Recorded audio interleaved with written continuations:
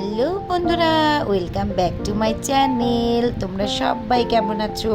সকাল সকাল চলে আসলাম আবার একটি ছোট্ট ব্লগ নিয়ে।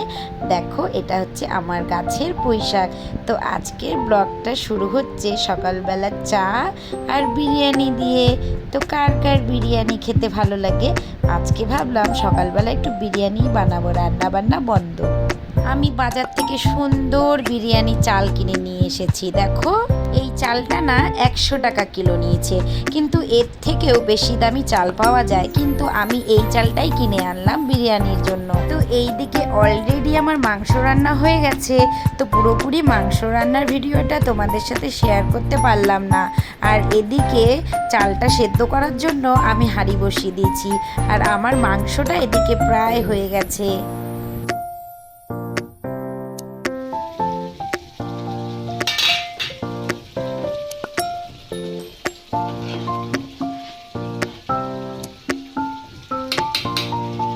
জানো তো, আমি না শর্টকাট বিরিয়ানি বানাই, আমি অত ভালোভাবে বিরিয়ানি বানাতে পারি না।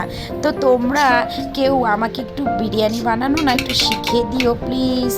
আমার কাছে যেহেতু ঘি নেই, তার জন্য আমি ভাবলাম যে আজকের বিরিয়ানিটা বাটার দিয়েই করি। অনেক সময় বাটার দিয়ে খেতেও কিন্তু ভীষণ ভালো লাগে। তোমরা ঘিয়ের বদলে যদি বাটার দাও, তাহলে দেখবে ঘি ঘি অত ফ্লেভারটা বেশি তোমাদের কাছে লাগবে না। তো তোমরা কি করবে, একটু মাঝে মাঝে বাটার দিয়েও বানিয়ে খাবে। আজকের বিরিয়ানিটা হচ্ছে চিকেন বিরিয়ানি। তোমরা আবার ভেবো না যে মটন বিরিয়ানি। আমাদের বাড়িতে একটু মটন বিরিয়ানিটা কমই হয়, কারণ মটনের যে দাম, ওরে বাবা। তো আজকে হচ্ছে চিকেন বিরিয়ানি। আচ্ছা, আমি না কিছুই বুঝতে পারি না, যখন বাড়িতে চিকেন আনা হয় নর্মালি যখন আমরা খাবো ভাতের সাথে, তখন না চিকেন রান্নাটা আমার ভালো হয় না। আমি অনেক রকমভাবে ভালো করে রান্না করার চেষ্টা করি, কিন্তু হয় না। কিন্তু যখন আমি বিরিয়ানির মাংসটা রান্না করি, তখন এত টেস্ট হয় কি করে আমি না একদম বুঝি না। তো যাই হোক, আমি যেভাবে বিরিয়ানি বানাই সেটাই আজকে তোমাদের সাথে শেয়ার করছি। আমি বেশি রকমভাবে মশলা বা অনেক কিছু দিয়ে আমি বিরিয়ানিটা বানাতে চাই না, কারণ আমার মেয়েরা খায়, আর অত হেভি পরিমাণে মশলা দিলে পরে আমার মেয়েরা খেতে পারবে না। তার জন্য আমি সাধারণভাবেই বিরিয়ানি করি। তো দেখো, এখানে অলরেডি আমার বিরিয়ানিটা হয়ে গেছে। তো দেখে তোমাদের কীরকম লাগছে, কার কার লোল পড়ছে অবশ্যই কমেন্ট বক্সে জানাও।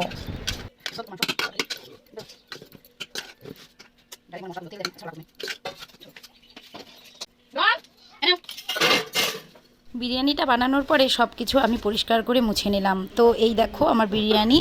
তো আজকে চিকেন বিরিয়ানি বানালাম, এরপরে যখন আমি মটন বিরিয়ানি বানাবো সেটাও তোমাদের সাথে শেয়ার করব। তো আমার এই বিরিয়ানিটা দেখে তোমাদের কীরকম লাগছে তোমরা অবশ্যই কমেন্ট করে জানাবে। আজকের জন্য ব্লগটা এখানেই শেষ করছি, টাটা।